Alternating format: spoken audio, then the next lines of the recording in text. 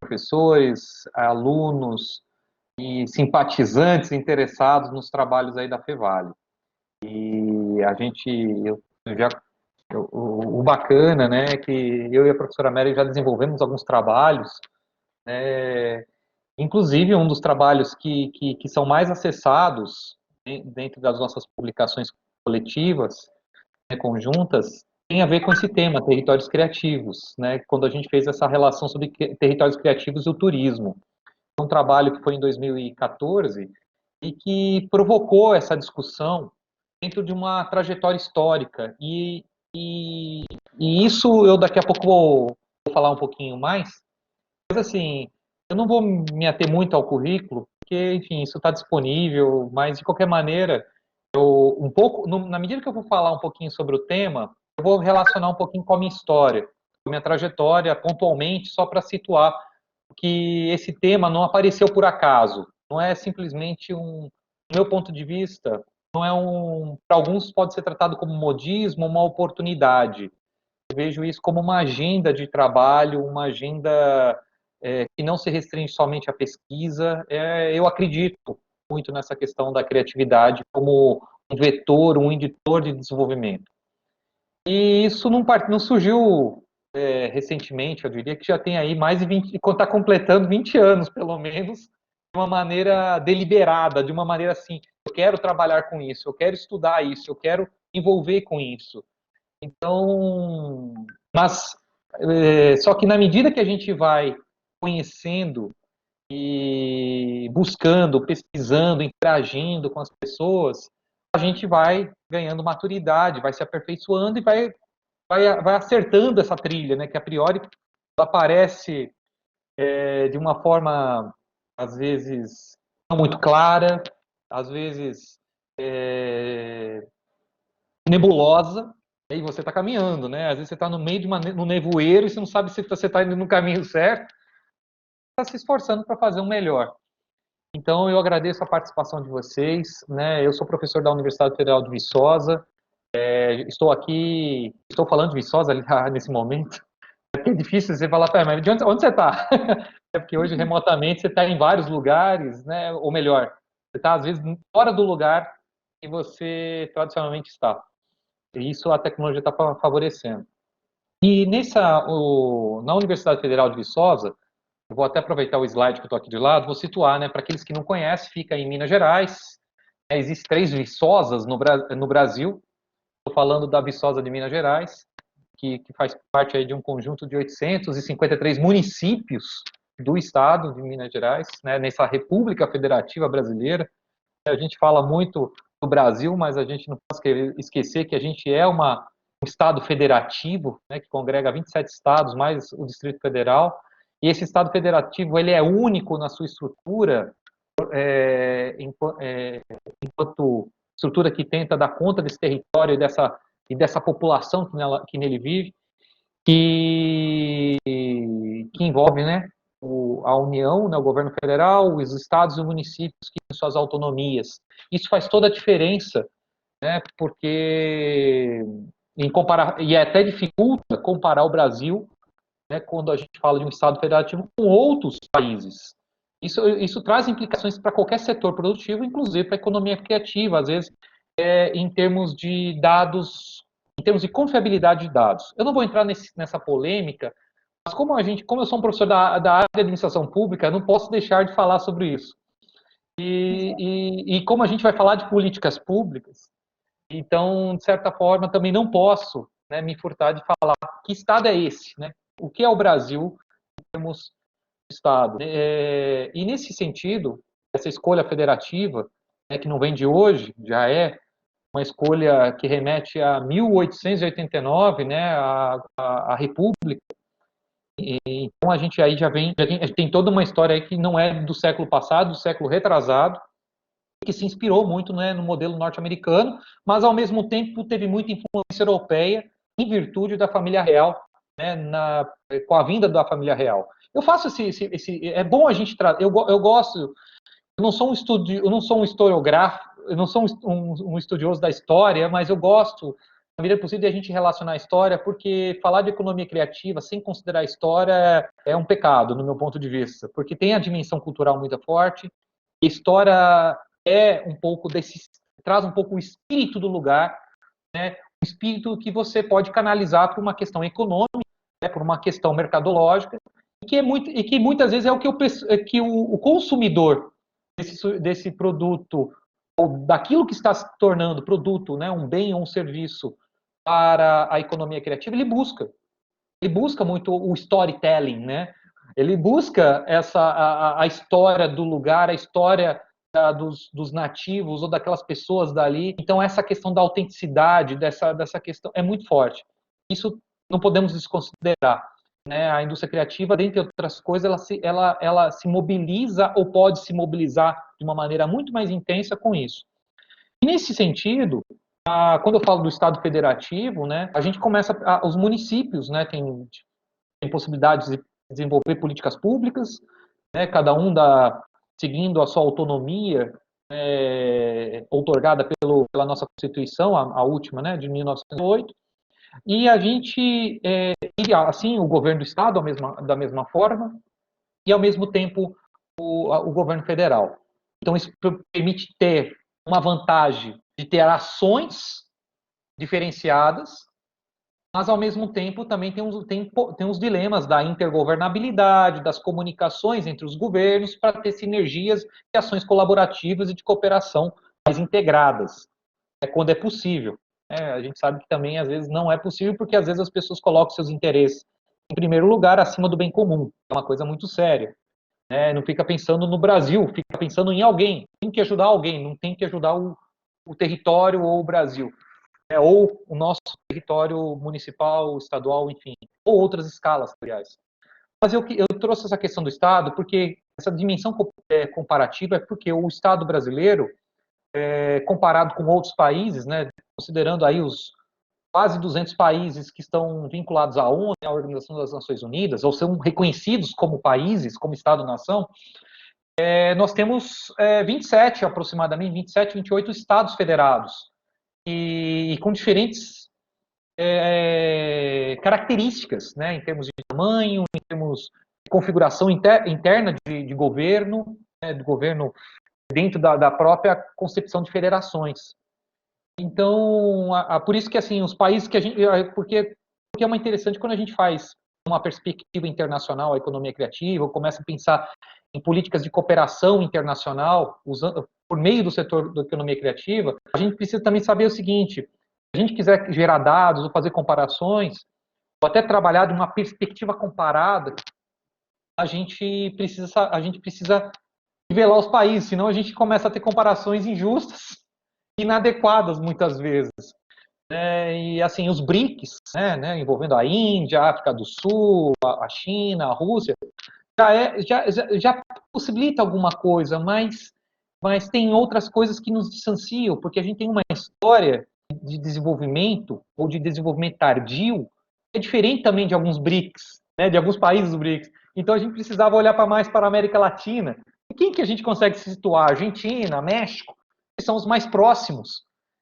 E aí a gente tem dificuldades nisso, porque tanto a Argentina quanto o México têm ações também voltadas para a criatividade, mas são ações ainda, vamos dizer assim, eu acho que a gente precisa trabalhar uma cooperação internacional também, para nos aproximar e trocar saberes, não só no nível técnico, mas também nesse nível político, para pensar um desenvolvimento desse setor, na qual estamos precisando de pessoas formadas, mas para que as pessoas possam contratar, vocês aí, muitos mestras, pessoas que já atuam no setor, eu percebo ainda essa vivência não só centrada aqui, em Minas Gerais, mas olhando pelo pouco que eu percorri e tive oportunidade de percorrer ainda pelo um pouco desse nosso mundo, centrando numa perspectiva mais ainda eurocêntrica. A minha passagem foi muito pela Europa, um pouco pela América Latina, incluindo aí os Estados Unidos, eu diria até as Américas, eu diria mais América do Norte e América do Sul do que a América Central. A gente consegue ter algumas impressões e um pouquinho eu vou compartilhar com vocês aqui também dessas vivências. Então, assim, só para antes eu me adentrar mais nessa questão da questão federativa e do que republicana, embora a questão republicana é muito importante e muitas vezes é esquecida dentro do nosso contexto brasileiro, que também é um elemento importante, né, esse ethos republicano, e que muitas vezes ele é suprimido. Mas, de qualquer forma, só para destacar, né, eu atuo no programa de mestrado, doutorado e pós-doutoramento em administração pública aqui na Universidade de Viçosa. Essas linhas de pesquisa que eu estou compartilhando com vocês, elas estão sendo atualizadas, e a linha que eu estou atuando a partir de 2021 com mais devoção, em virtude dessa atualização que está sendo feita internamente, tem a ver com indústria, competitividade e movimento. E aí entra políticas públicas, entra a presença do Estado, essa interação do Estado com as organizações privadas e não governamentais, e assim a gente avança. A minha atuação tem centrada muito em gestão de políticas públicas e turismo, economia criativa, e inovação e empreendedorismo no setor público. Então, é só para vocês saberem um pouquinho minha agenda recente, embora a criatividade, dentro do grupo de pesquisa, né, Gestão e Desenvolvimento de Territórios Criativos, com o qual eu participo, dentro do Núcleo de Administração e Políticas Públicas, ele é um grupo que nasceu em 2012, já como uma consequência dos esforços que nós estávamos realizando, principalmente depois da minha entrada na Universidade Federal de Viçosa em 2006. Então, de 2000 a 2006, a minha atuação com a criatividade, ela foi mais pontual, mas eu acredito que ela foi muito significativa para retratar um pouco do que eu sou hoje. Então, eu vou avançar um pouco aqui, só para comentar, ainda estou na presidência da Sociedade Brasileira de Administração Pública, estou saindo, é uma sociedade formada por profissionais e práticos do setor, e que busca, né, realizar atividades para a gente poder prover recursos, principalmente conteúdos e ações formativas, mas não no nível de universidade, né, mas no nível de capacitação e às vezes troca de saberes para a melhor administração pública, seja no nível federal, estadual ou municipal. Uma congregação de práticos e acadêmicos, e que precisam ser profissionais, ou seja, pessoas formadas no terceiro grau para poder participar. Graduandos podem, às vezes, participar dos eventos, mas para se associar à sociedade, ela requer aí uma pessoa já formada no terceiro grau. Então, eu vou começar por aqui. E aí, eu acho que esse aqui é um bom ponto de partida para falar de políticas públicas de economia criativa e a questão dos territórios criativos, especificamente. Aqui começou um sonho, um projeto de desenvolvimento para o Brasil. Esse não é o único livro, mas é um livro emblemático. Não só por mim, mas pelos também outros pesquisadores e práticos do setor da economia criativa que atuam dentro, ou já atuaram, dentro da estrutura governamental, no nível federal principalmente, mas também no nível de estado, alguns nos municípios. Por que eu falo mais do governo federal e menos dos municípios, mas entendendo que os municípios é o cerne, é o ponto de partida, porque as coisas acontecem num território chamado município. Então, os municípios sempre estamos em algum lugar, mesmo que haja uma duplo poder ou triplo poder do Estado. Quando eu falo o duplo poder, por exemplo, a cidade de Porto Alegre, congregando o governo do Estado e o município de Porto Alegre, como duas entidades, poderes para o exercício da administração pública. E quando eu falo de Brasília, é o triplo poder, o governo federal ali. Então, tem 3 unidades. Isso, claro, que torna a cooperação e todo o trabalho de políticas públicas um desafio muito, muito intenso, porque tem diferentes questões e dinâmicas e complexidades que afetam essa realidade. Ou seja, fazer política em Brasília, política pública, não politicagem, estou falando política pública, projetos e programas para resolver ou atender um problema que foi levantado e foi priorizado, e então se torna mais desafiante, do meu ponto de vista. Da mesma forma, mais desafiante, mas ao mesmo tempo mais favorável, porque como o centro das decisões está lá, e a riqueza chega lá, né, existe essa centralidade também. Então, isso favorece também que cidades como Brasília, cidades capitais, tenham mais, sejam mais favoráveis ao desenvolvimento de territórios criativos, seja no nível do município ou em escalas menores, em nível de bairro, em nível de rua, em nível de zonas ou áreas que foram delimitadas para essa finalidade, devido a algum potencial ou um conjunto de recursos ali que há stakeholders e que há stakeholders, pessoas interessadas, né, tanto da público quanto privadas, para esse investimento, né, de tempo, recursos financeiros, capital humano, para essa finalidade. Então, assim, eu comento então do Celso Furtado, porque antes do Celso Furtado, é difícil demarcar o que influenciou o que a gente... Não quer dizer que não existia economia criativa antes disso.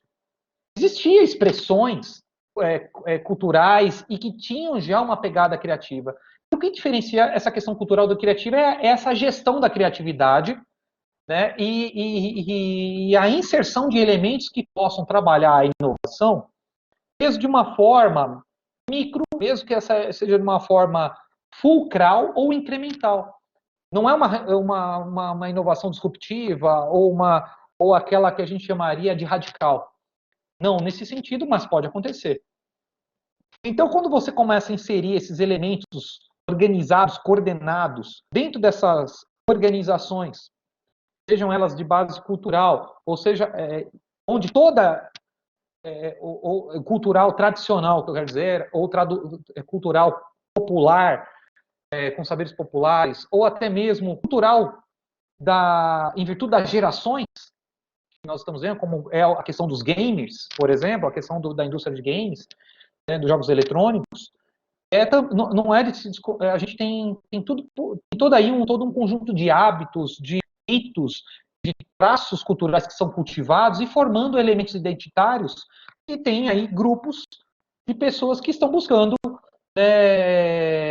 uma atenção ou até mesmo fornecedores ou até mesmo uma cadeia de produção que possa atendê-los, né, em suas demandas e em seus interesses.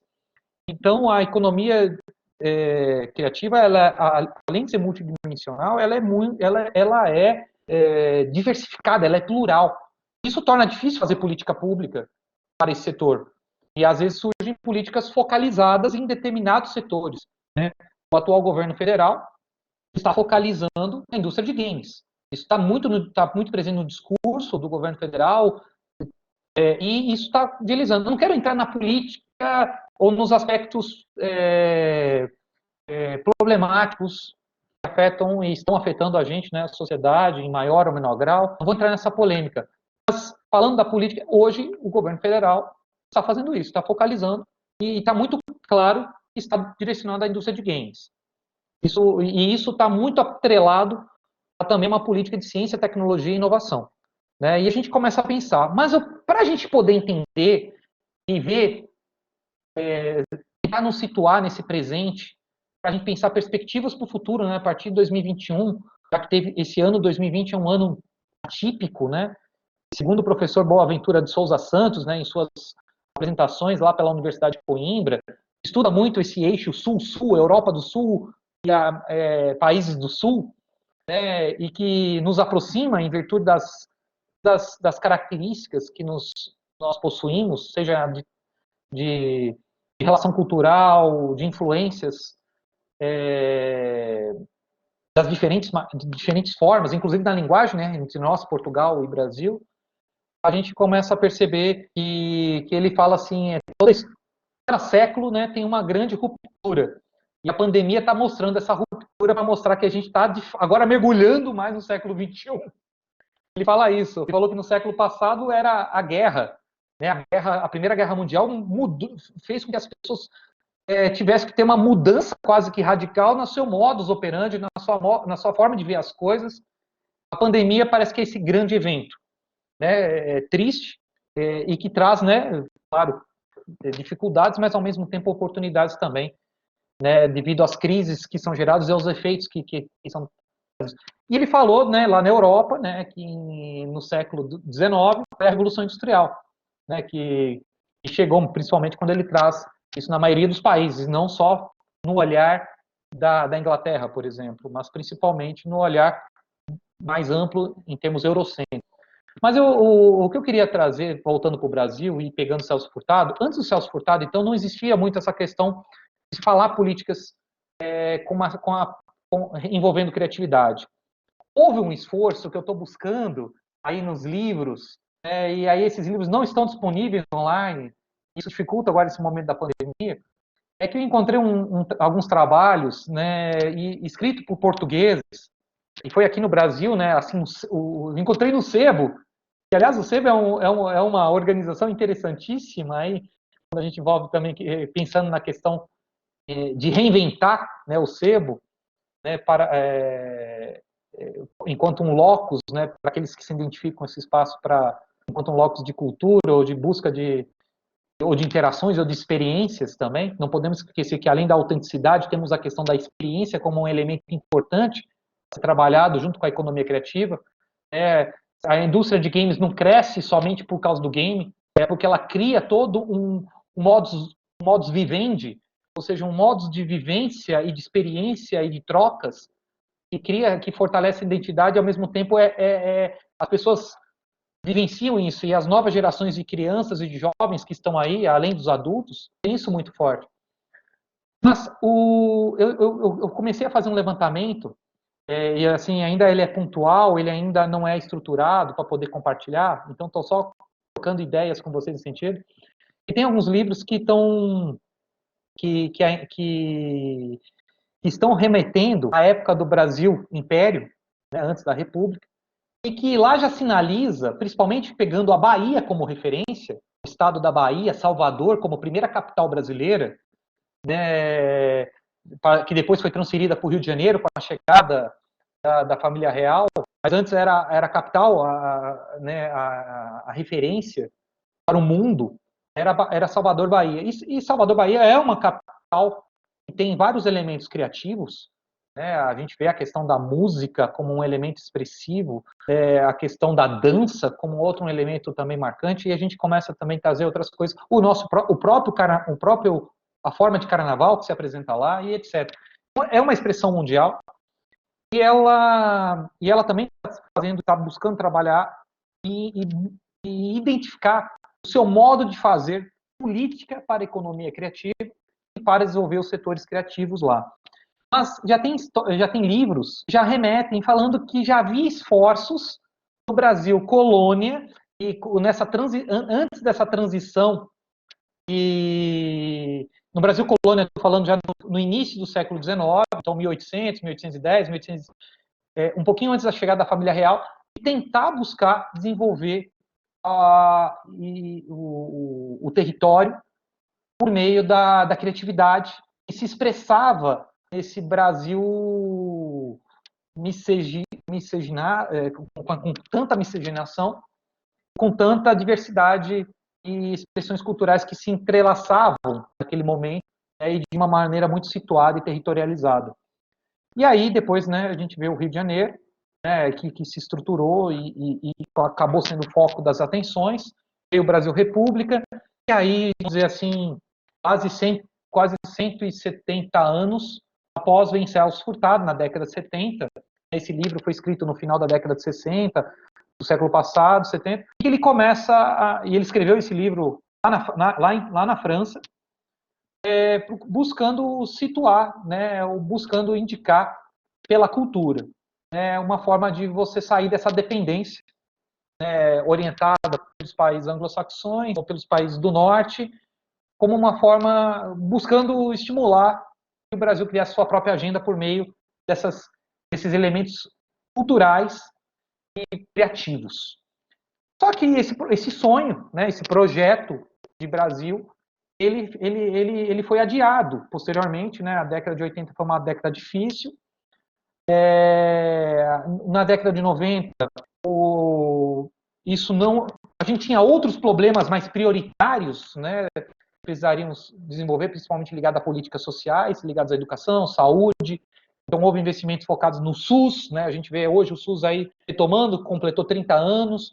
Temos a questão da educação também, que teve toda uma modificação, uma ampliação progressiva, né? Agora está tendo uma retração. Agora, sim, nos últimos 10, 15 anos, está começando a demonstrar uma ascensão e queda de alguns setores, nível de mercado. Mas a gente começa a perceber que a primeira década do século XXI, a gente começa a perceber onde é uma preocupação de retomar essa agenda, esse projeto, e transformar num plano. E isso foi muito importante com a introdução, né, do músico e administrador, ex-vereador, né, do estado da Bahia. Olha que interessante, né? A Bahia, lá no início, teve uma influência, mas um sujeito chamado Gilberto Gil, né, assumiu o Ministério da Cultura na época e trouxe com ele especialistas, principalmente do Ceará, para trabalhar. O Ceará, enquanto Estado e governo, e aí eu falo governo do Estado do Ceará e depois, mais recente, o município de Fortaleza, eles trabalharam um projeto endógeno de desenvolvimento pela economia criativa, né, procurando trabalhar, né, mapeando os setores e os profissionais e as organizações e trabalhando no início, no final de 1999, até 2002, mais ou menos, eles começaram a desenvolver um projeto e a implementar isso para o desenvolvimento. E que foi a Ana... agora me deu um branco, desculpa, mas foi a Cláudia, que até foi convidada, né, para poder fazer parte desse... Isso, a Cláudia Leitão, bem lembrado. A Cláudia Leitão, obrigado, Mary. A Cláudia Leitão foi convidada para participar junto do projeto com o Gilberto Gil. E aí eles reuniram um conjunto de especialistas para poder desenhar, primeiro, um sistema nacional de cultura que pudesse planejar e desenvolver indicadores para avaliação de desempenho. E isso era fundamental, porque até então não se tinha parâmetros e era uma grande polêmica como avaliar o setor cultural. E aí eles pensando, se a gente conseguir desenvolver alguns indicadores para o setor cultural, e aí houve uma grande ênfase no gerencialismo nesse setor, na primeira década de 2000, e foi importante para trabalhar essa gestão da cultura enquanto e dar bases para poder auxiliar os municípios e estados, no nível do governo federal, para poder desenvolver uma integração para um desenvolvimento mais apurado da cultura nas suas diferentes manifestações. Então isso foi muito importante porque deu base para criar, já no início aí agora nos últimos 10 anos, em 2010, surgiu o plano, né, da economia criativa. Então houve toda uma confluência de elementos que saiu do projeto do Celso Furtado, porque eles se basearam no Celso Furtado, e colocaram em prática dentro de uma agenda nacional, e essa agenda nacional começou a ser compartilhada com os estados e municípios. E em alguns estados isso foi absorvido de uma forma mais rápida, em parceria com o Sistema S, que a gente não pode desconsiderar que é uma escola importante para o desenvolvimento, inclusive, da própria economia criativa. O Sistema S, quando eu falo, é Senac, é SESI, é a indústria, né, o comércio, é o Sebrae. Eles são parceiros importantes nesse processo e estão se esforçando para poder contribuir aí nas diferentes campos de atuação, inclusive o Senar, né, a questão rural, e que ela é presente, e a economia criativa na ruralidade, ela tem assim, inúmeros potenciais e algumas evidências importantes que retroalimentam e mantêm aí determinados territórios e comunidades sobrevivendo disso, mesmo que não sejam beneficiados por políticas públicas, mas enquanto orientação de desenvolvimento, enquanto política, vamos dizer assim, de ação em um coletivo, isso tem acontecido também, mesmo que não seja com a alçada ou com os olhos ou com a atenção do governo, seja no nível local, municipal, estadual, federal, na atualidade.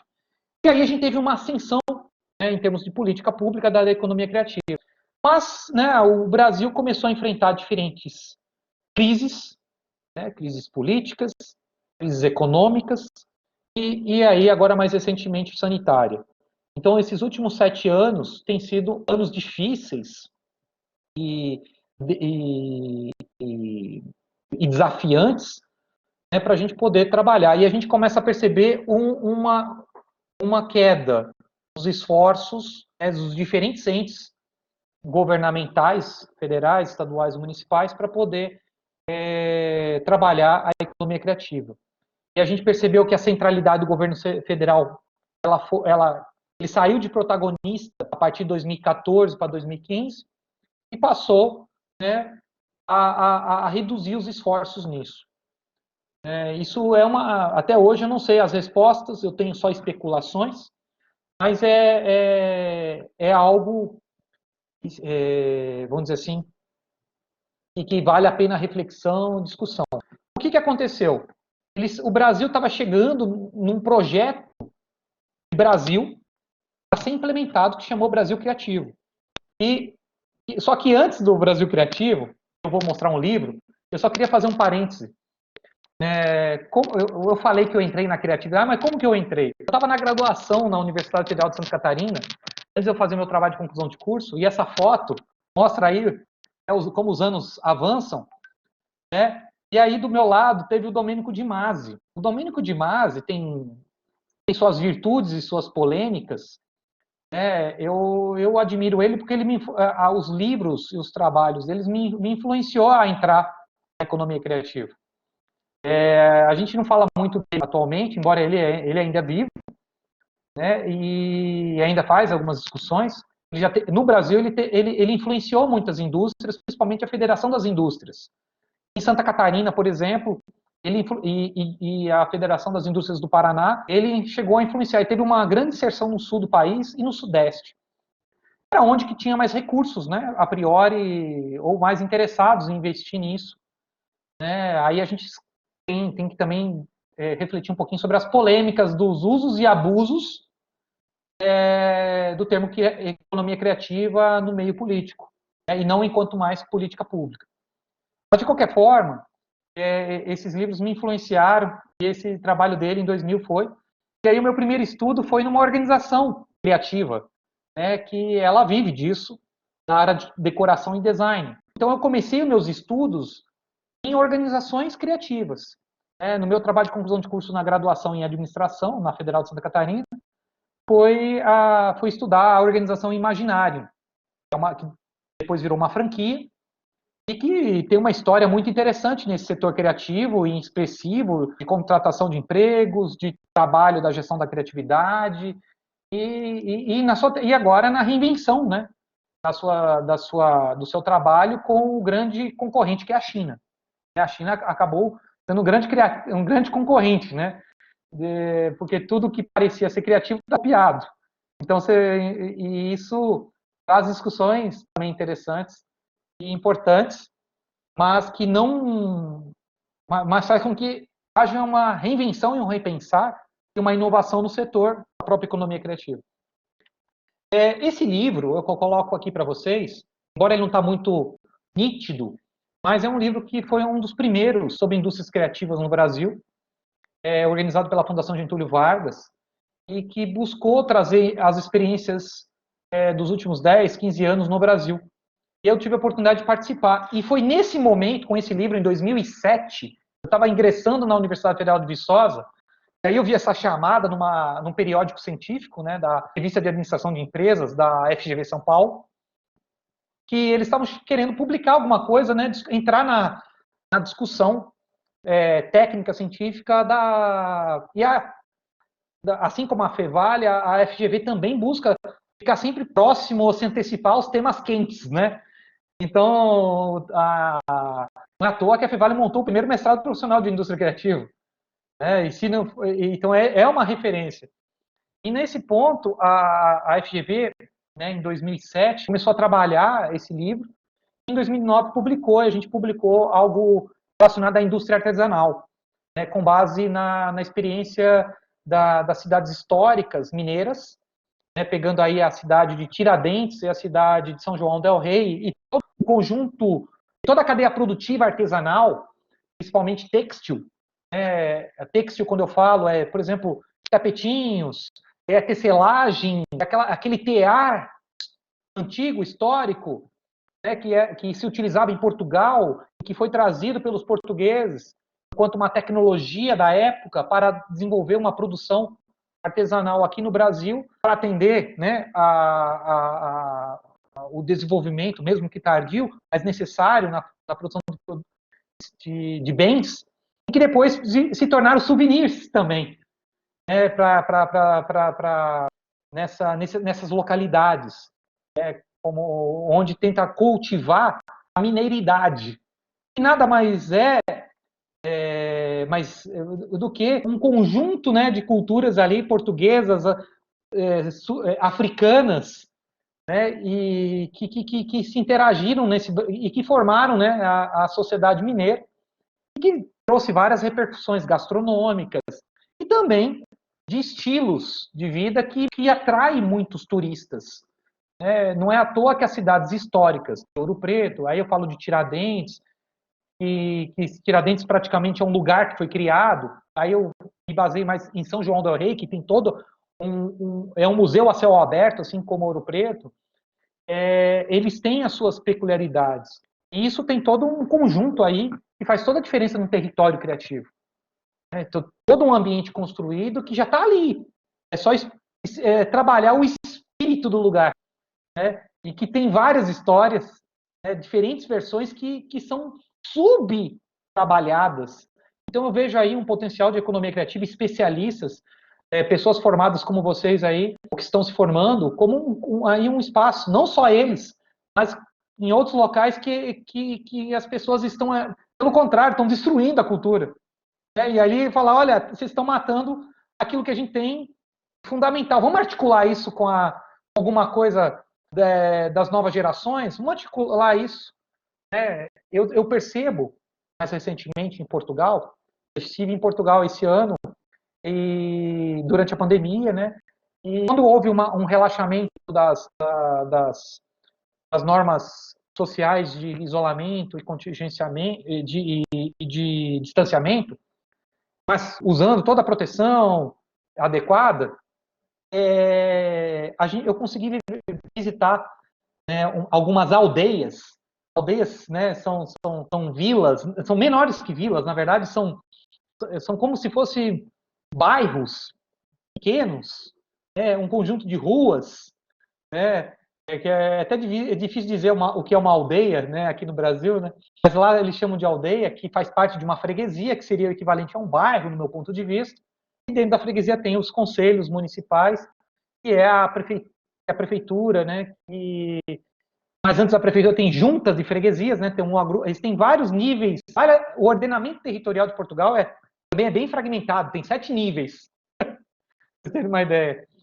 E aí eu visitei uma aldeia no Baixo Alentejo, que é uma das regiões mais reprimidas em termos de desenvolvimento e crescimento econômico, tem uma base mais agrária, mas lá criaram um laboratório de fabricação rápida, tipo um Fab Lab, né, com impressão 3D, com corte a laser, e envolvendo makers, né, envolvendo pessoas, fazedores, né, e procurando articular conhecimentos e saberes tradicionais, a cultura do local, com essa tecnologia de ponta, conectando com outros laboratórios de inovação, né, internacionais, e começaram a trabalhar, e eles estão trabalhando um projeto privado, né, isso aí são investidores privados em parceria com elementos públicos, para poder desenvolver essa localidade aí que tem o quê? 200 habitantes, mas que já está interagindo aí já com a região do Baixo Alentejo, que envolve mais de 10, 15, 20 mil pessoas. E isso já permite um desenvolvimento local muito interessante e diversificado, que foge do tradicionalismo ou da base rural que existe. Então, eles estão levando conhecimento, né, e fazendo essas conexões dentro daqueles princípios da Ana Paula Reis, né, que ela fala lá das conexões da cultura e da inovação. Então, feito esse parênteses, eu vou avançar. Então, aí era esse elemento, esse livro amarelo, né, foi o plano da Secretaria de Economia Criativa que gerou, né, que começou a ser implementado, chegou a algumas cidades, né, o Birô Criativo se apresentou em Porto Alegre, em Goiás, em Belo Horizonte, no Rio de Janeiro, em Recife, em Salvador, em Belém. E isso, de certa forma, provocou também uma aproximação com políticas internacionais com a Unesco, por exemplo, das cidades criativas. Aí começou a aparecer um movimento de cidades criativas, em virtude também desse estímulo que o governo federal estava proporcionando por meio do plano de economia criativa. Por quê? Ele estava sinalizando para dentro, para os estados e municípios, nós temos uma orientação, nós temos uma proposta, nós vamos ter recursos para investir nisso. Nós queremos também alinhar e articular isso com o internacional, com agendas internacionais, como a da Unesco, com agendas internacionais com outros países, como a de Portugal, e também desenvolver propostas de interação de territórios criativos. Foi por isso que eu entrei nesse bojo também, porque havia toda essa influência e orientação organizacional, governamental, do Estado, mas isso começou a ser fragilizado em 2015. Mas, para não perder essa memória, que é importantíssimo, que um dos maiores problemas dos governos, isso não acontece só no Brasil, é a descontinuidade. É desmerecer e destruir. Mas não uma destruição criativa, como diria o Schumpeter, mas no nível de empreendedorismo, mas no nível de destruição, de aniquilar o sujeito, como se fosse uma coisa robesiana ao extremo, usando aquele slogan, a pessoa, o homem é o lobo do homem, ou seja, quer destruir, ou quer acabar. E esquecer que a gente não vive para nós e nem somente para um ou para outro, nós vivemos uma comunidade, nós vivemos para uma sociedade. E aí, essa questão do bem comum, ele entra muito forte. Aí, quando teve uma pessoa, a Johanna, né, ela falou, poxa, eu sou das ciências biológicas, né? Então, quando a gente fala dessa questão dos comuns, né, a gente trata também essas questões de natureza. E eu nunca esqueci, nesse âmago da criatividade, das cidades criativas, surgiu Belém, né, Belém Criativa. Eu fui conhecer Belém, em parceria com as universidades lá da Federal do Pará e da Universidade do Amazonas, da Amazônia, UNAMA. Eu conheci um projeto que eu acho que ele é um projeto assim inspirador, e ele é um projeto de desenvolvimento local, mas microterritorial.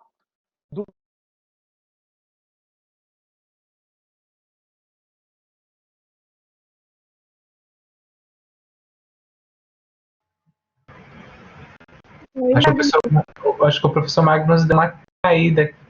Ficou isso mesmo. Vamos aguardar uns minutinhos enquanto ele volta. Alguém quer fazer algum comentário? Enquanto aguardamos a volta dele. Eu achei muito interessante essa ideia que ele acabou de comentar. Eu até ia fazer uma pergunta, mas eu não quis interrompê-lo, sobre a questão do laboratório, né, de articular. Acho que é o meu microfone que está dando uma interferência. É o meu?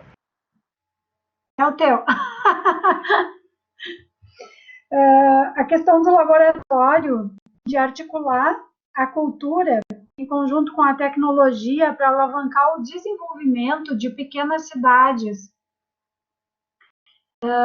que ele visitou em Portugal. Eu fico me perguntando se aqui seria possível a gente fazer isso.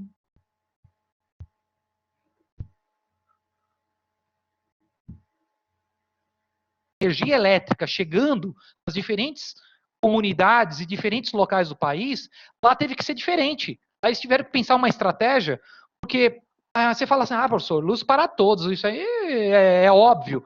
Não é óbvio, não. Quando a gente fala de brasilidade, né, começamos a entender as peculiaridades do nosso Brasil, a Amazônia é um caso à parte.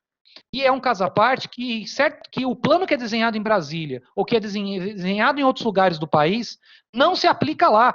Por quê? Porque lá tem outra geografia, outra composição. E lá, para chegar na ilha de Cumbu, é barco.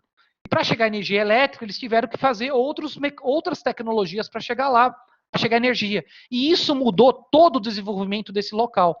E aí, a dona Nena mostra um empreendedorismo feminino, mas mostra que a partir do cacau, Magnus, na região, não é um fruto da Bahia?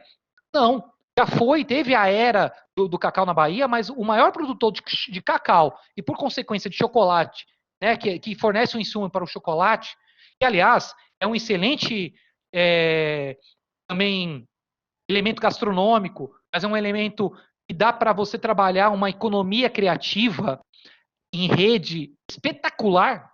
Espetacular. Gramado mostra isso, apesar de que no meu ponto de vista, que isso poderia avançar muito. Mas, pegando Belém do Pará, por exemplo, Belém do Pará aí pegou o caso, as ilhas de Cumbu, que fazem parte da região metropolitana, da Grande Belém. Hoje o estado do Pará é o maior produtor de cacau do Brasil e um dos maiores do mundo. Só que ele não trabalha isso adequadamente. E aí, teve todo um esforço aí de universidades, de agentes de desenvolvimento, como o Sebrae e outros, que começaram a trabalhar o desenvolvimento da economia criativa dessas localidades pelo cacau. E aí, Dona Nena começou a mostrar, começou a vender, né, não só chocolate, mas começou a atrair turismo para lá. A pessoa chega de barco, começa a entender todas as peculiaridades e autenticidade do local, como que é viver numa ilha, como que é viver do lado de uma grande metrópole, como Belém, mas ao mesmo tempo com o ar de uma ilha. Assim, eu estou ilhado, mas olha como consigo viver bem e consigo gerar trabalho e renda para mais de 100 pessoas. Dona Nena, ela é uma indutora de desenvolvimento local por meio do trabalho que ela iniciou de turismo lá, que ela conseguiu gerar trabalho para todo mundo que não precisa mais ir para Belém, o centro urbano. Ela conseguiu fazer isso, mas com apoio, né, e conexões com o centro urbano. Isso é muito bacana, porque o caso da Nena, ela traz todo esse projeto que hoje, assim, é emblemático na indústria criativa, porque ela mostra para o consumidor, para aquele pessoa que está lá visitando, aí eu entro na questão biológica da que a Ohana eu queria comentar, ela usa conhecimentos da biologia para mostrar a mata, para mostrar que lá, em determinado momento do ano, tudo vira lama, vira brejo, né? Aí o cacau desenvolve, só mostra a colheita, mostra todo esse processo que muitas pessoas no Brasil desconhecem, no mundo também desconhecem, que eles querem ver isso. Assim como o café.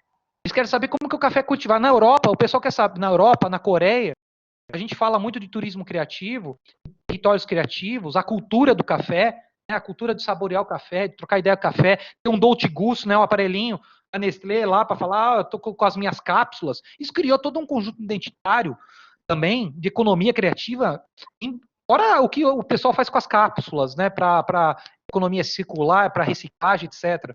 Inovação a partir disso.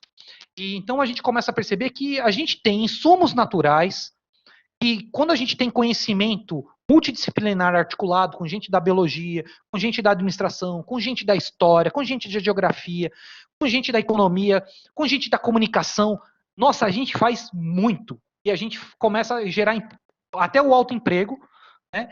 E até um conjunto de uma cadeia produtiva assim que tem interesse e as pessoas querem vir. Claro que com a pandemia vai ser mais restrito, mas não vai deixar de ter turismo. O turismo vai continuar. E já está continuando. Eu já converso com pessoas do setor que eles falaram que o turismo vai bombar. Claro, de uma maneira diferente, de uma maneira reorganizada. Porque senão porque todos perdem, né? Eu vi isso em Portugal, já estou começando a ver isso no Brasil. Eu paro por aqui para fazer uma primeira roda de conversa, para depois a gente falar do presente e futuro. Eu queria, Magnus, fazer uma colocação.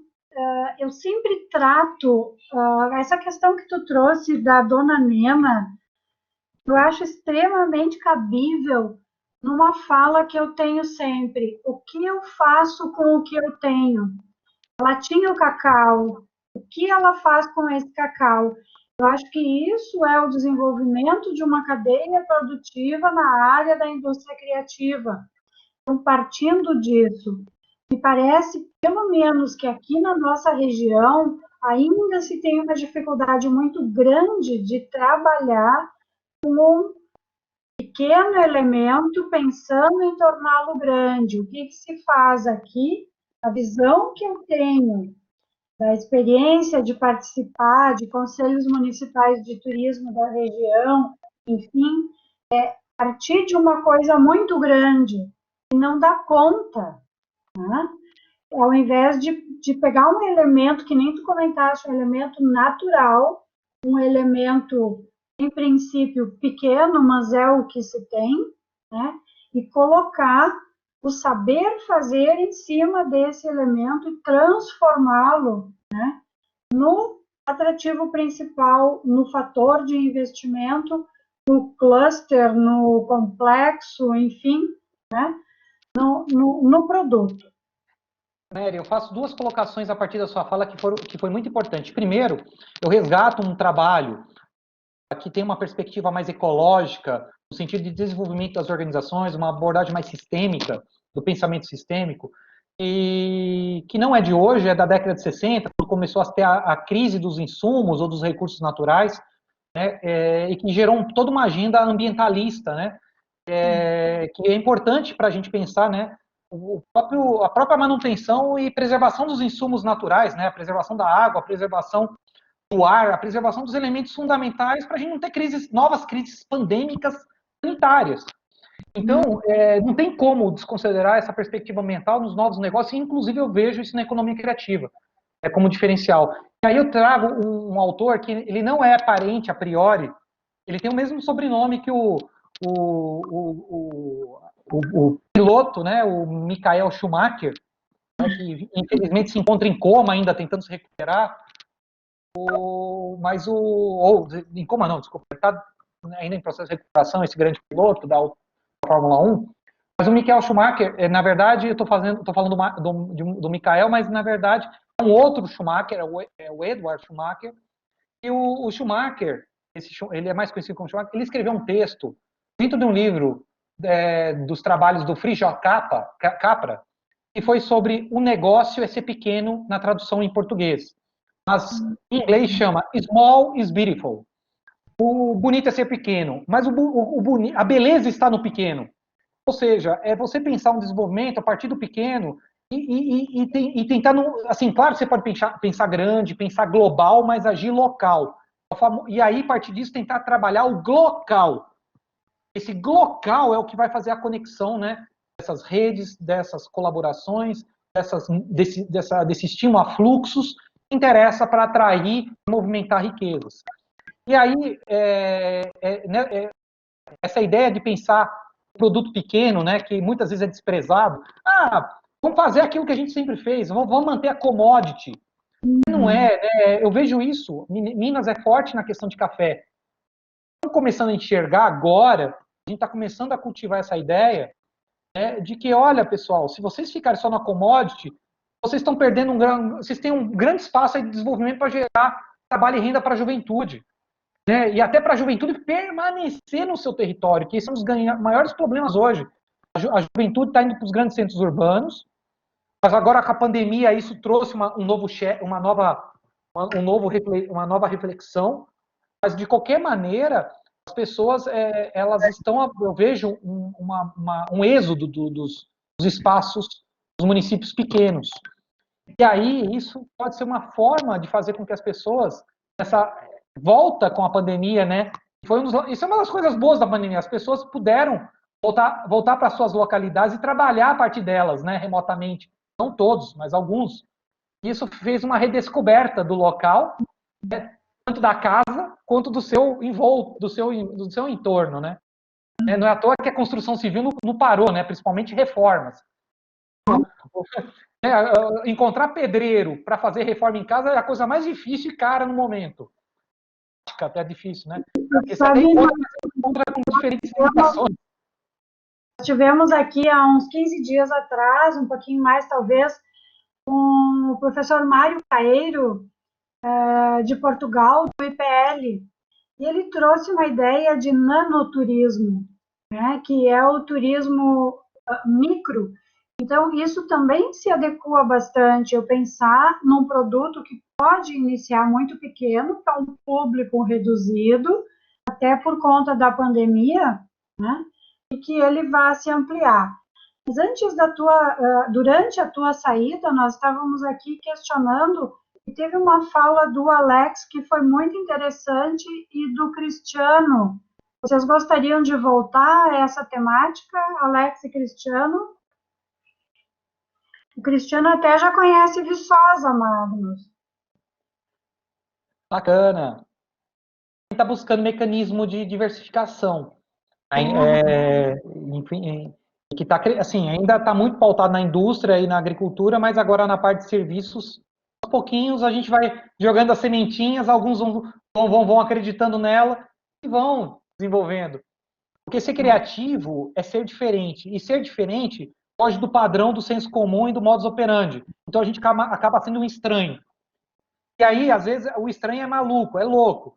Então, assim, às vezes a gente tem que tolerar, porque não é fácil a gente empreender, né, no setor, porque as pessoas ainda desconhecem o que é o setor. Isso eu vejo até hoje, e vejo isso na Europa também ainda, por mais que lá já, em Portugal, que é um dos grandes centros, é um grande lugar, um grande território que está desenvolvendo firmemente essa questão da indústria criativa, continua, isso faz parte da política de desenvolvimento,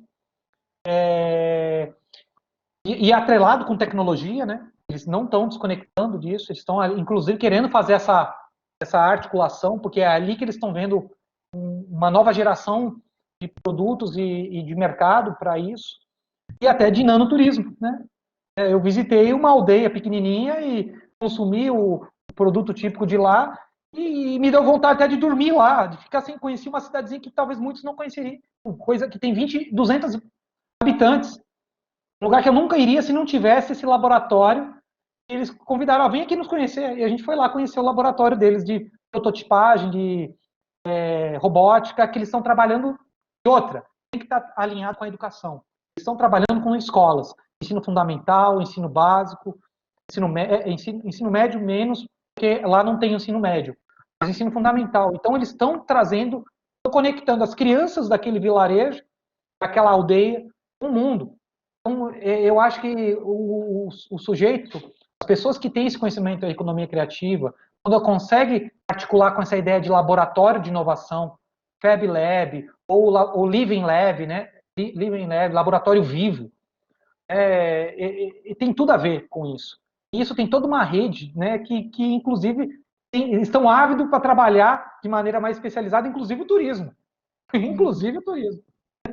Então, essa ideia do nanoturismo faz muito sentido, porque o caso lá da Ilha do Cumbu, ela não recebe números, ela tem uma quantidade de pessoas que pode visitar. Então, ela recebe lá 30, 40 pessoas, ou vai 2 barquinhos por dia. Ela recebe, ela cria todo um conjunto de uma estrutura para receber. E esses 2 barquinhos que levam lá até 15 pessoas ou 20 pessoas, agora talvez com a pandemia ela está reformulando, eu não sei dizer, mas ela consegue movimentar um conjunto de quase 100 pessoas naquelas ilhas, para oferecer comida, para oferecer alojamento, para oferecer o turismo guiado, para produzir o cacau, para produzir outros derivados. E assim como existe o cacau, existe o café, existem outros produtos que a gente desconhece. Por exemplo, em Goiás, eles estão trabalhando, e isso teve influência do Birô Criativo de Goiânia, e a Universidade Federal de Goiás está trabalhando junto com o pessoal a cadeia do pequi. O pequi é um produto lá que faz um licor de pequi, mas eles estão começando a desenvolver vários produtos a partir do pequi. E aí tem toda uma indústria criativa começando a desenvolver a partir do pequi. E aí a gente sobe mais um pouquinho para o Tocantins, tem o quê? Aquilo que está sendo utilizado mais para joias naturais ou biojoias, né? Que é o capim dourado. Mas aí um conjunto de outras coisas que não estão sendo trabalhadas, como o que eu iniciei, né? O storyteller, né? A história, o sujeito quer consumir história, eles querem guias, pessoas que possam mostrar o local. Nada melhor do que um nativo preparado, formado. Olha como você pode, com conhecimento, multiplicar e desenvolver programas de desenvolvimento, de capacitação, de educação formal ou educação de jovens e adultos, para trabalhar todo um elemento que está ali. Só falta, assim, falta articular o setor. Magnus, nós temos um chat. Eu não sei se tu tem acesso ao chat. aqui do ladinho, abrindo a abinha roxa. Eu vi aqui o João Rocha trouxe uma... bem, assim, João, pode falar diretamente. Pode falar, João. Certo, professor Magnus, obrigado aí por estar com a gente, muito legal sua apresentação, está conectando várias coisas que a gente está aprendendo nas disciplinas do mestrado, tudo fazendo muito sentido, tudo conectando, como é bom a gente ouvir, né?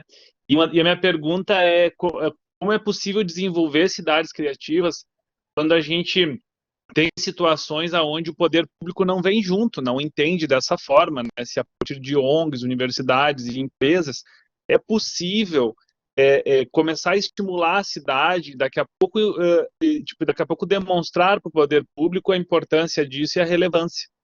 Obrigado por tudo aí, está sendo muito legal acompanhar. Sem dúvida. O caso de Florianópolis, com a gastronomia, do meu ponto de vista, é uma ilustração interessante, emblemática. Por quê? Porque eles montaram uma associação para trabalhar alguns elementos gastronômicos, dentre eles foi o interesse à ostra, né? O livro da professora, organizado pela professora Mary, tenta mostrar alguns exemplos de cidades criativas, mas o caso de Florianópolis eu conheço, porque eu participei do capítulo de livro da professora Mary, que foi publicado em 2018, né, 2 anos atrás, que lá em Florianópolis eles fizeram um movimento associativista. Eu tô com ele aqui, ó, Magnus. Oi? Esse aí, ó, a professora Mary mostrando, né, que está disponível online gratuitamente para as pessoas poderem. Então, esse material, quando ele começa a reunir, né, se começa a somar os materiais disponíveis, a gente vê que a gente tem insumo para avançar. Né? Então, a gente tem insumo para poder argumentar e trabalhar ações, mesmo que o governo não acredite ou não coloque isso na sua agenda naquele momento. E diga uma coisa, a Europa mostra muito bem isso. Né? Eu vejo locais, eu vi lá em Portugal, eu estive também na Holanda, na pandemia, e vi assim, o governo vem a reboque, ou seja, se a gente começa a fazer uma iniciativa, tudo aquilo que envolve pessoas começa a movimentar coletivos, mais cedo ou mais tarde atrai o interesse de algum vereador, atrai o interesse de alguém que queira apoiar, né, ou se aproximar. Então, mesmo que ele não queira, ele aparece mais cedo ou mais tarde. Aí, claro, vai filtrar, né, os oportunistas daqueles que querem realmente auxiliar, né, contribuir ou acreditar na causa, acima de tudo. Então, eu vejo que a sociedade civil ela pode se mobilizar, e isso também fazendo parcerias aí com algumas associações, com universidades. Eu acho que se o governo não quer, o governo aparece mais cedo ou mais tarde. E aos pouquinhos, né, essas associações vão virando o que a gente chama de think tanks. Um think tank, né, ou vamos dizer assim, organizações pensantes, né? Vou até colocar aqui no lado, ela começa a influenciar daqui a pouco a agenda pública. Então, quando um começa a falar, o outro começa a falar, o outro de fora começa a falar, as pessoas começam, opa, isso parece interessante. Né? Então, os think tanks começam a agir como think tanks, né? Como estruturas pensantes e que acabam influenciando aí, e auxiliando. Para vocês terem uma ideia, por exemplo, o governo de São Paulo está preparando um projeto para desenvolvimento da economia criativa. Eles estão fazendo isso. Claro que a gente não pode esconder que existe um elemento político. O elemento político envolve aquela questão também de buscar se manter no poder, para buscar dar uma continuidade a certos trabalhos. E a gente sabe que a gente também tem que tomar cuidado para não banalizar a economia criativa, porque, infelizmente, aí o técnico consegue levar elementos para poder fazer essa relação político-gestão, né? A relação entre o político, porque a gente não tem como pensar um projeto mais estruturado, né, de desenvolvimento e com investimento público, que é possível de ser desenvolvido, né? Mas isso vai crescendo aos poucos, né? Eu acho que o caso também de Gramado é um caso emblemático. Se a gente vê a história do desenvolvimento do turismo de Gramado, que hoje é referência internacional, é o próprio Natal, que é emblemático internacionalmente, é melhor do que o da Finlândia, quando os europeus que conhecem o Natal de Gramado e conhece o Natal da Finlândia, comparo e falo que o Papai Noel da Finlândia, lá do frio, lá da terra do gelo, por mais que seja mais emblemático, por ser de fora, estrangeirismo, o do Brasil é melhor. Eles já falaram isso, quem visita, a experiência é diferenciada. Só que aí foi todo o movimento de empresários, de um associativismo que depois influenciou e hoje influencia e determina, né, o governo não anda desassociado dessa cadeia produtiva. Então eu vejo um trabalho muito articulado e hoje já é o quê? Mais micro-regional. Claro que pode ter seus problemas, mas eles colocam o interesse coletivo acima, né, dos interesses políticos, por mais que ainda existam e sempre vai existir. Então eu vejo assim casos muito emblemáticos e acho que mesmo que o governo não se apresente, ele mais cedo ou mais tarde vai se apresentar e a própria associação vai se mobilizando e vai se inserindo nos locais que influenciam a agenda. Conselhos municipais. O Conselho Municipal é uma estrutura no Brasil, os conselhos gestores, o Conselho de Cultura, o Conselho de Turismo, o Conselho da Educação, o Conselho de Patrimônio Cultural. Então, se cada pessoa, se o grupo de pessoas começar a participar desses conselhos, começa a influenciar o planejamento e o direcionamento de alguns recursos, que hoje é transferido pelo desoneração fiscal e o repasse de impostos, né, de ICMS, Imposto de Circulação de Mercadorias e Serviços, que vai para o governo do estado e que depois devolve. Em alguns estados isso é trabalhado. Minas Gerais, por exemplo, devolve parte do recurso que é coletado pelo governo estadual e volta para o município, por meio de políticas que eles chamam aqui de Lei Robin Hood. Ou seja, é até interessante o nome, né? Lei Robin Hood.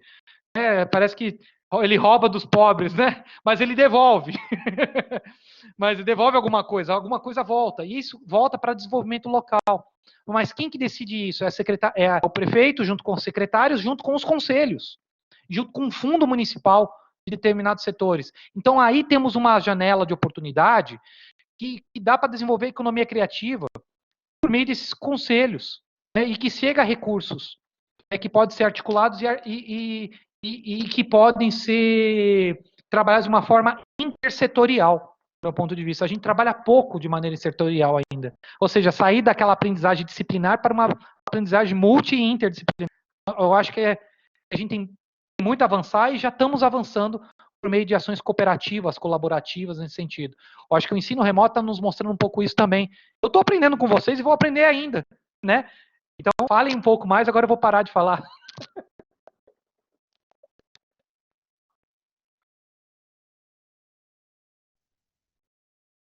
Mas como é bom, né, professor? Agora, que a gente teve, assim, de poder se comunicar digitalmente, a gente está tendo muito mais encontros, assim, com pessoas bacanas de todo o país.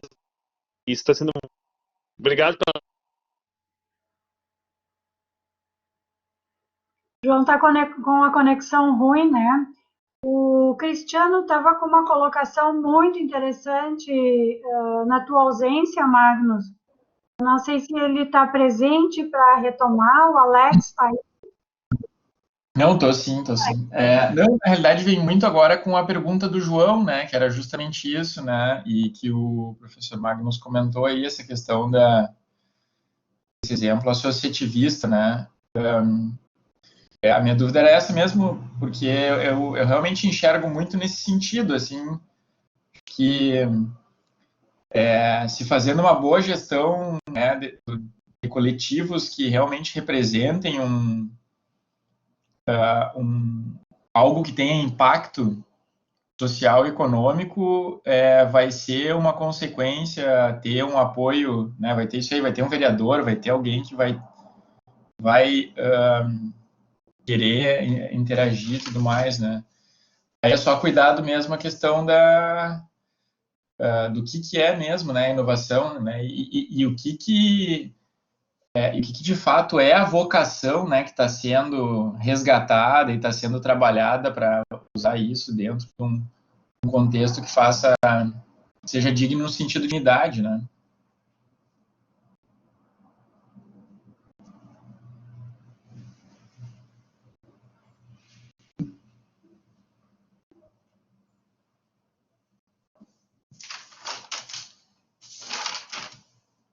Cristiano, obrigada. Eu estou fazendo uma provocação aqui para o Bruno, né? O Bruno está desenvolvendo um trabalho também muito interessante na empresa onde ele atua, né? O João e o Cristiano também são muito participativos. O Alex, que está aqui presente, ele não é da disciplina, mas ele é diretor de cultura aqui de Novo Hamburgo e também está desenvolvendo a dissertação dele na área de políticas públicas. Desculpa, Bruno, pode entrar. Não, obrigado, prof. Aqui, muito na linha do que o João também perguntou, né, a respeito da ausência da articulação do poder público. Acho que o projeto que eu tenho trabalhado agora, ele é uma iniciativa de empresas, né, da iniciativa privada, mas com esse cuidado, com essa preocupação. A cidade onde eu moro aqui hoje é o segundo maior polo metal mecânico do país. E nós, como uma das maiores empresas da região, a gente já tem certeza que a sustentação do futuro da companhia não é metal mecânico, né? Que a gente precisa explorar outros meios de produção, outras tecnologias, explorar a servitização e outras coisas para manter a sustentabilidade da empresa, né? E a Conexo, que é essa plataforma de inovação aberta, que ela tem um espaço físico, tem um prédio, mas ela também é digital, ela é o exercício disso, né? É uma forma da empresa declarar essa preocupação e mobilizar as pessoas para conhecer e prototipar futuros possíveis, né? Relacionados à criatividade, relacionados a novas tecnologias. Então, me parece que tudo que a gente viu e a gente vem aprendendo aí ao longo das aulas mostra que também as empresas podem dar uma grande contribuição nesse processo, né? Patrocinando esses estudos, abrindo espaço para essa conversa, e acho que é isso que a gente está fazendo aqui em Caxias. Então, tá podendo participar disso. Bruno, a sua colocação foi muito pertinente. Quando você falou de Caxias, né? Eu vejo essa questão não é só a questão da uva, né? A uva está sendo trabalhada adequadamente, pode ainda ser aprimorada, né? O desenvolvimento, mas essa questão da indústria metalmecânica me lembrou, por exemplo, do turismo industrial, que não é só pessoas do setor, o turismo de negócios, né? Mas acima de tudo as pessoas querendo conhecer e ver como funciona, né? Não é só simplesmente uma visita técnica de uma escola, mas as pessoas começando a tentar entender certas culturas que antes eram feitas, que foram modernizadas, que foram, né, transformadas ao longo do tempo, mas não só para um turismo mais local, né, mas para um turismo mais regional, as pessoas também valorizar a sua cultura, valorizar e entender mais a sua terra. A pandemia está mostrando um pouco isso também, e as pessoas estão começando a circular mais no local e regionalmente, e não querendo primeiramente ir lá para Paris, ou primeiramente lá, eles estão começando a perceber que também tem uma coisa próxima para desbravar, e estão se redescobrindo, né, vamos dizer assim, uma redescoberta nesse sentido. Então, eu acho que vocês tenham aí uma base muito emblemática, que dá para articular, inclusive, né, com outras atividades culturais e artísticas também, que começam a se entrosar e a gerar outros valores agregados e, acima de tudo, um valor público. Pessoal, vocês não sabem como algumas cidades pequenininhas, elas ganharam representação e começaram até a gerar interesse local e regional, até nacional, por causa das ações que eles fizeram na pandemia de solidariedade.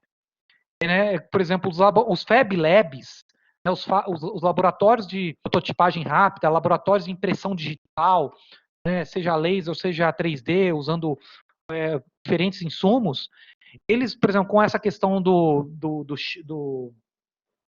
shield, né? Das máscaras de proteção, eles começaram a a criar a perceber o seguinte, a comunidade começou a perceber esses Fab Labs, falou, nossa, ele chegou há pouco tempo, mas isso aqui tem que ficar aqui, ele não pode, a gente tem que incentivar, a gente tem que acreditar nisso aqui também. Eles começaram a criar um valor porque eles começaram a mostrar o seguinte, nós queremos ajudar a comunidade, e a comunidade percebeu com a pandemia, e com essa distribuição gratuita de máscaras, e que essas máscaras foram geradas ali, né? Que para proteger o local, ele criou um sentimento de pertencimento e de valorização, humanização do local e do negócio. Esse laboratório da aldeia que eu comentei, eles fizeram isso. Quando ele me contou essa história, ele falou, Magnus, a gente ganhou uma visibilidade aqui internacional.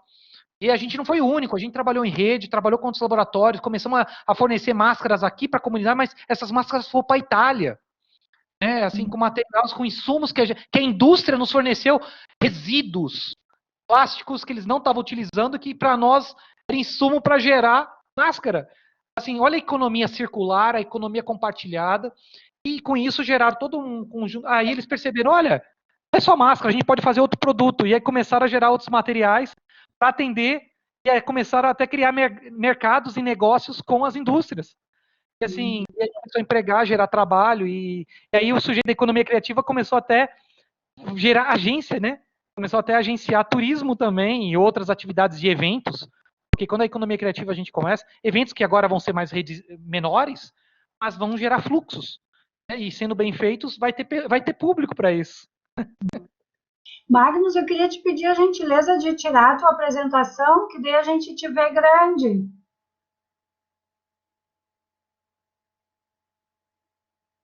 Ah, tu tem mais?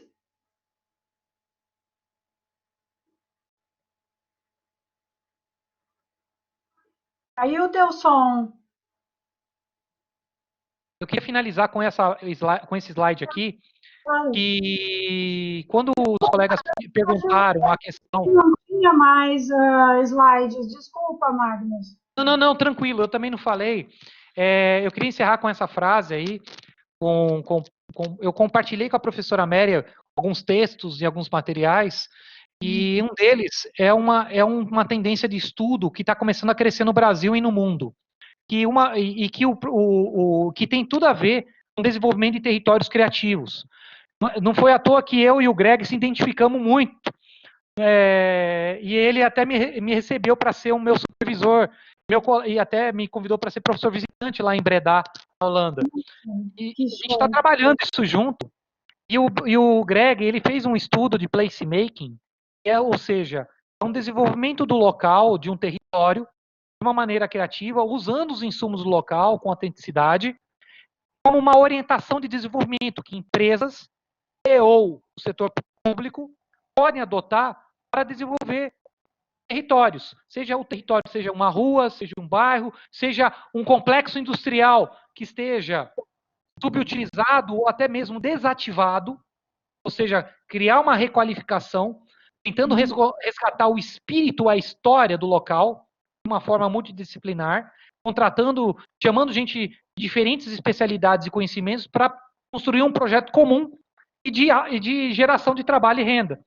E ele mostrou o exemplo da cidade que ele coloca num dos livros que ele criou, e esse livro gerou o livro dele, e que fala um pouco mais de placement criativo, que foi a experiência, que eu vou até colocar aqui, da cidade, que tem um nome esquisitíssimo, que chama Herzogenaurach. Essa cidade que tem todo esse nome, ela é conhecida como Den Bosch. Den Bosch teve na sua história, olha o que eles fizeram, lá no século XV, no século XVI, eles tiveram um pintor famoso, que fez vários trabalhos, e aí ele ficou na memória da história oral e por causa dos seus quadros e obras que ele pintou. E aí a sociedade se organizou e falou, nossa, qual que vai ser o nosso elemento identitário? Vai ser esse pintor. Vamos trabalhar todo o desenvolvimento local a partir desse pintor e criar toda uma cadeia produtiva e associando as indústrias e os mercados e comércios que nós temos aqui a partir dessa lógica, a partir desse ícone, e eles fizeram todo um plano de desenvolvimento pautado nesse elemento endógeno, que foi uma figura, e, por exemplo, eles começaram a diversificar. Né? E aí eles começaram, ele conta essa história, e hoje Den Bosch é um dos destinos turísticos mais procurados, e da Holanda, depois assim, de Amsterdã, depois de Roterdã, que é difícil competir com essas grandes cidades mundiais. Den Bosch acabou sendo um destino europeu, e não só atrai europeus, por causa dessa dinamicidade e criatividade que ela gerou a partir de um ícone, que foi um pintor, e de suas obras, eles começaram a fazer todo um conjunto de trabalhos. Aí eu fico pensando, imagine a gente pegar, às vezes, uma figura emblemática numa cidade que já não existe mais, e começa a trazer esse espírito do local, e começa a criar todo um conjunto de mercadorias, serviços artísticos, teatros, danças, associado a isso, e eles fazem isso como se fosse uma agenda cultural. Como por exemplo, vou pegar uma coisa emblemática do Rio Grande do Sul, que acontece toda vez em setembro, e poderia ser muito mais intenso e itinerante e explorado, é a Semana Farroupilha. Isso é uma coisa única que vocês têm no Rio Grande do Sul, e eu acredito que ainda é subexplorado. E que o turismo criativo já tentou inserir, jogou já uma ideia. Nesse ponto, a Prefeitura de Porto Alegre, na época que lançou a primeira política de economia criativa voltada para o turismo no Brasil, e que enfim, não foi, ela se extinguiu, né, no novo governo, devido a diferentes prioridades, mas que permaneceu no imaginário daquela população que se envolve com aquele evento, os piquetes, né? E que eu percebi que algumas pessoas de algumas localidades, algumas cidades do interior, eles absorveram quando o departamento de turismo levou a ideia do turismo criativo. Eles começaram a perceber e eles adotaram, eles compraram a ideia, e eles agora, mesmo sem política pública de turismo criativo, atualmente, ainda você vê evidências de alguma oferta de turismo criativo que ficou lá. Alguns piquetes fazem isso por iniciativa deles, por meio de oficinas, e eles vendem. Eles perceberam que a tradição deles, eles gostam de cultivar, e alguns que gostam até de oferecer e comercializar, tem público, tem gente interessada. E isso criou um olhar que eles estão levando para as cidades. Ainda é um trabalho de formiguinha, mas a gente não pode pensar somente como formiguinha. Por quê? Porque hoje a economia criativa no Brasil, falando de presente e de futuro, ela está sendo trabalhada dessa forma. Ou seja, existe hoje uma secretaria de economia criativa dentro da estrutura da secretaria, uma subsecretaria, né, uma secretaria especial de economia criativa, dentro da Secretaria de Cultura, dentro do Ministério de Turismo. Só que, no meu ponto de vista, não está sendo articulado. Não está sendo articulado. Por quê? Porque, enfim, seja por desconhecimento, seja porque não tem uma visão, não tem gente preparada para poder articular isso adequadamente, e estão focalizando só nos games. Hoje a economia criativa está no games pelo governo federal. Mas eu vejo que, na medida que consegue ter uma mobilização de empresários, nível local, que começa a conectar com outros empresários de outras localidades, começa a fazer uma movimentação, um movimento pela economia criativa, né, trabalhando as redes, daqui a pouco leva um projeto. Por que não levar um projeto para o governo? Porque os governos também buscam projetos.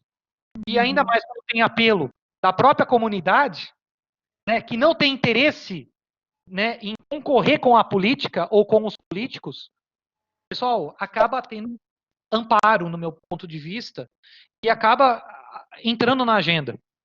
Então, isso é um movimento reverso, mais difícil, mas muito mais substantivo, no meu ponto, e muito mais substantivo no sentido de fixar, né, os territórios e nas comunicações. Eu fico imaginando, olha, o caso do Caxias, né, metal mecânico. Imagine se conectando com outras indústrias metal mecânica do Brasil, pegando, sei lá, vamos pegar uma cidade, algumas cidades também com portes ou realidades parecidas com Caxias do Sul, embora Caxias tem sua singularidade, mas que se conecte e consegue movimentar fluxos, né?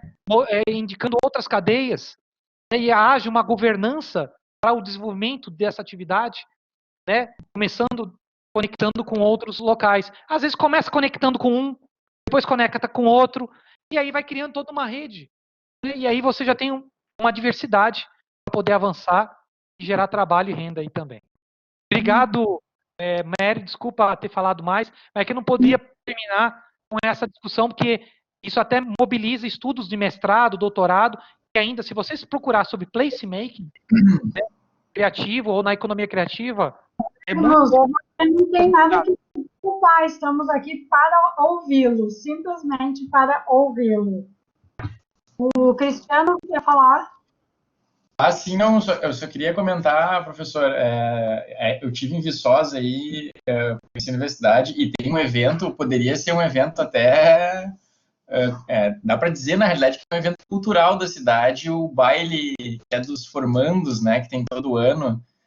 Gente, assim, vocês não têm noção, um negócio incrível, movimenta umas 3, 4 mil pessoas, e sempre assim, os formandos né, do que forma o número 5, assim, de 5 anos, 10 anos, 15, 20, 25, até os de 70, 75 anos, assim, atrás, né, e tem umas famílias inteiras nesse baile, assim, é gigantesco, é muito legal o evento, é uma coisa cultural de Viçosa, né.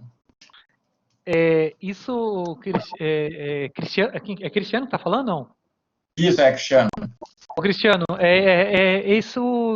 isso tem, assim, externalidades, né? Por quê? Porque, por mais que tenha esse evento, muitas pessoas gostam, ela também tinha os seus elementos de exclusão.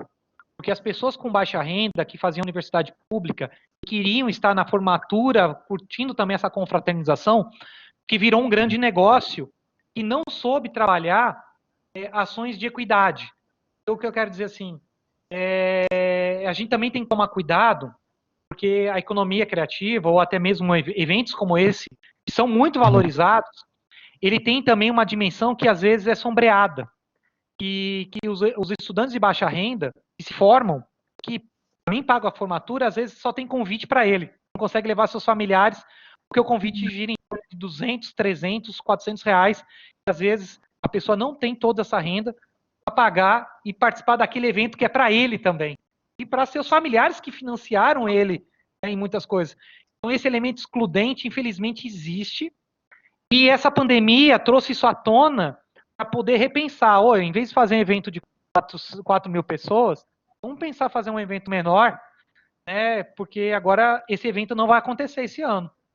E não sei se vai acontecer em escala menor, porque também tinha essa finalidade. Então, assim, a gente tem que olhar a beleza, a virtude, mas ao mesmo tempo temos que também olhar a sombra, que às vezes a gente não enxerga, porque a gente está tão envolvido com o encanto das coisas, e que a economia criativa também gera muito encanto, e a gente tem que sempre olhar, quando a gente fala em política pública, essas externalidades, porque isso gera movimentos de oposição, de contraculturas, que muitas vezes vão ser opositoras, falar, não, isso aí é contrário. Então a gente tem que ficar atento também para tentar ações que possam auxiliar essas. A gente não pode esquecer, nós não estamos na Europa, nós não estamos em países altamente desenvolvidos, nós estamos num país desigual, né?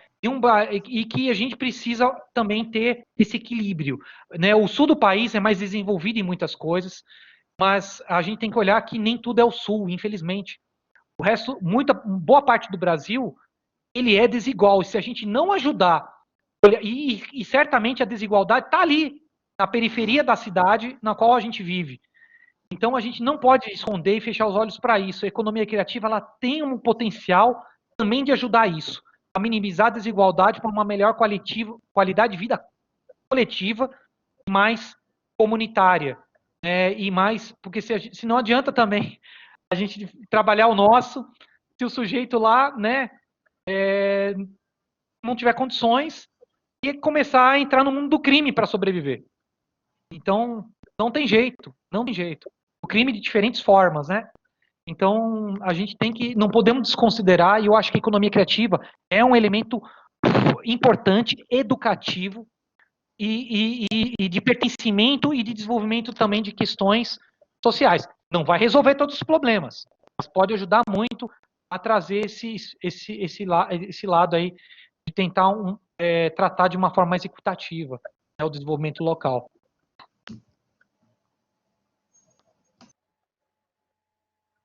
Ok?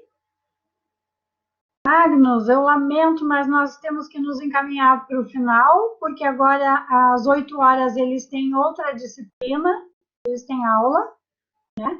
Nós temos ainda alguns minutinhos, quem ainda quiser falar, Alex, que está aqui presente, quer comentar alguma coisa? Oi, prof. Oi, Professor Magnus, eu sou o Alex, estou justamente trabalhando na dissertação nessa área da política pública. Eu acho fenomenal essa fala para encerrar. A importância de se pensar a indústria criativa também nesses aspectos, como a cultura vem pensando, essa visão tridimensional aí, né, cidadã, econômica e simbólica. E aqui na nossa região, e o Bruno também, na região dele, lá de Caxias, né, a gente tem uma experiência e uma raiz muito firmada na indústria, né, nesses contextos industriais. Então, estimular um novo pensamento frente a uma matriz econômica, social, é um trabalho assim de bastante tempo, eu acho, né? Acredito que a gente vem a Fevale tem um papel fundamental nesse sentido, né? Você é a primeira universidade a aderir e pensar a indústria criativa, mas acredito que a gente tem ainda um caminho muito longo, né, para trilhar e para fazer com que a sociedade, principalmente, ela entenda a importância da cultura. Eu falo mais pelo aspecto cultural, porque além de artista, também atuo na gestão cultural, né? Mas a importância não só do valor simbólico que tem, né, envolvido na produção criativa e cultural, mas desse valor social, humano, esse valor econômico da geração de oportunidades, né? Novo Hamburgo tentou, nós tentamos, enquanto gestão da Secretaria da Cultura aqui, aderimos ali ao processo de seleção das cidades criativas, tivemos a consultoria, né, em Novo Hamburgo, pelo antigo Ministério da Cultura, e foi um processo muito bacana, né? Talvez a cidade ainda não esteja preparada para o foco que foi dado, mas eu acredito que o processo vem sendo muito produtivo. A gente investiu em Novo Hamburgo mais de 2 milhões de reais na área do audiovisual para as escolas, né? Então, a gente vai ter, já tem 25 polos, núcleos, assim, de produção audiovisual. Tem um CIT surgindo também, com o Fab Lab, também com um núcleo de produção audiovisual. Então, lançamos editais de 5.650.000 em produção audiovisual com a Ancine, só que muitas vezes a gente vê que há um desafio fazer com que a cidade entenda o desenvolvimento que está atrelado a essas escolhas, né? Então, eu acho que é isso, assim, é um caminho longo ainda, né? A parte que o João até colocou, assim, da possibilidade da sociedade civil se mobilizar para aderir cidades criativas ou impulsionar esses processos, eu acho que é fundamental. No meu trabalho eu tenho focado muito, a Mary é minha orientadora, graças a Deus, mas eu tenho focado muito isso na questão da participação social, a importância da sociedade civil se fazer presente e do papel fundamental que eles têm nesses processos, né? Então, só agradecer, assim, pelas suas falas. A professora Cláudia Leitão é uma referência muito forte nesse meu trabalho também, e ouvir você mencionando ela e o Dominico também só ratificam assim as minhas escolhas. Muito obrigado. Mary, tem minutos ainda para uma réplica, só para fazer um comentário a partir da fala dele? Obrigado pela... Não é nada contra você se o pessoal começar a sair, porque o próximo é muito rígido. Não, tranquilo. Mas eu queria só fazer um ponto. O que eu tenho percebido nas experiências de desenvolvimento, não só pela economia criativa, mas criar uma distinção no território, para além de um adjetivo, ou seja, sei lá, cidade verde, cidade inteligente, cidade criativa, para além do adjetivo, mas de uma forma mais substantiva, é vincular com ações educacionais. Isso é sem dúvida. No nível do ensino básico, ensino médio, ou seja, porque principalmente no ensino básico, se você faz ações de economia criativa, um projeto juntando os professores, envolvendo professores, ensino básico envolve as crianças envolvem os pais, e as crianças contam para os pais. Isso cria um efeito, cria uma capilaridade, vai criando um desenvolvimento assim de compra de ideia muito importante. Então, toda ação pela educação básica, e a economia criativa é uma das coisas que precisaria ser trabalhada dessa forma, né, é fundamental. E outra coisa é a questão das capacidades. Nem toda prefeitura, nem toda cidade, ela precisa analisar suas capacidades. O que a gente tem de força, o que temos de capital humano, o que nós temos de recursos naturais aqui. Então, esse mapeamento das riquezas humanas e naturais, e até artificiais que foram transformadas pelas pessoas, né, com a metal mecânica, tudo aquilo que é criado pelo homem que não brota da natureza, isso que eu chamo de artificial, é um artificial que tem sentido, que tem utilidade, que tem às vezes um valor até mais do que as pessoas e a própria natureza, né, dependendo da situação. A gente precisa analisar o que a gente chama de capacidades dinâmicas. Ou seja, a organização pública ou a associação, ela precisa se preparar para ter a capacidade de saber absorver esse conhecimento, ter a capacidade de adaptar algumas coisas que ela vai entender que seja adequada e outras que ela vai ter que conciliar com demandas e questões locais. Veio uma coisa de fora, mas que tem que ser adaptado. E a sua capacidade também de inovação. Então, essas capacidades dinâmicas envolvem pela capacidade de absorção, pela capacidade de adaptação e capacidade de inovação. Claro que isso não vem na mesma intensidade. Claro que isso vai ser construído. Mas tudo parte da capacidade de absorver. Se ela consegue absorver, ela consegue adaptar. Se ela quiser, ou ressignificar para inovar. Então, a gente fala em adaptação, fala em inovação, mas a gente tem que pensar o seguinte: quantas pessoas estão preparadas, ou precisamos preparar as pessoas para absorver a ideia. Né? E aí, passa por essas questões aí de prioridades, interesses que têm que ser conciliados. Aí essa mediação, vamos dizer assim, e essa articulação é fundamental. E as agências de desenvolvimento, os agentes de desenvolvimento, que foi uma política criada há 15 anos atrás, e que o Sebrae tenta fazer isso, mas ele não tem essa capacidade, junto com outras agências, e ela tenta fazer isso nos pequenos municípios, pode surgir aí, a economia criativa pode ser um caminho. Magnus, querido, muito obrigada. Uma pessoa extremamente simples, diante de um currículo de pós-doc na Holanda, 2 pós-doc em Portugal, é bolsista de produtividade, já morou na Europa, e trazer toda essa contribuição para nós com a tua agenda, que eu sei que é lotada. Nossa, isso me deixa muito, muito agradecida para sempre.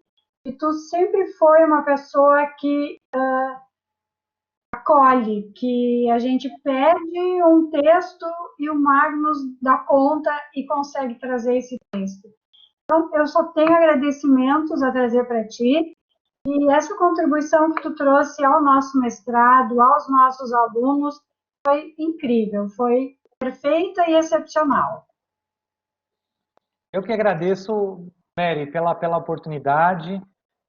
Eu acredito que, mesmo que a política do governo federal ainda esteja muito centralizada, muito minimalista, no sentido de focar só a indústria dos jogos, eu vejo ainda muitas oportunidades, né, para poder desenvolver isso em nível estadual, no nível municipal, aproveitar essa janela de oportunidade das eleições, né, verificar as agendas dos candidatos, ou daqueles que vocês estejam apoiando, verificar se existe aí uma possibilidade de inserir esse tema, essa cadeia produtiva dentro da agenda do próximo governo, né? E aí eu estou à disposição para poder contribuir, trocar ideias, auxiliar, independente de qualquer questão.